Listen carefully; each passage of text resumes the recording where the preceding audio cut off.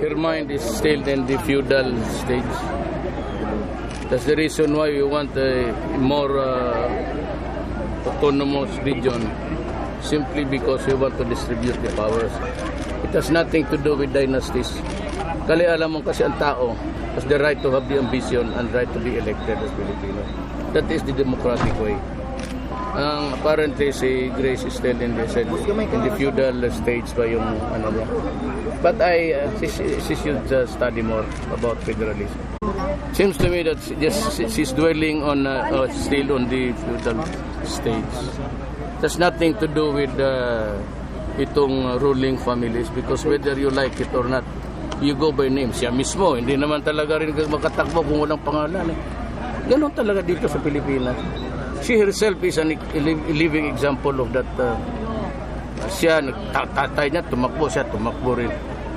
So, even though patay na, it's still the dynasty syndrome.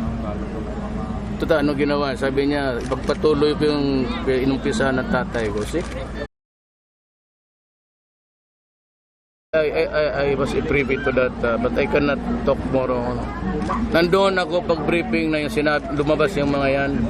Tato yung bangka, tapos yung nandoon ako noon nag-briefing ang intelligence communities. Ang ISAC pumunta dito, I was invited in to listen, but because I am not a part of that military, I'm just a mayor. Hindi na muna ako magsalita. I leave it to the military to make the... Pero identified na yung dalawa. Na-aristo is Bandahar Adona alias Banon. I was identified, nakuha yung mukha niya sa CCTV. Alam mo, we were...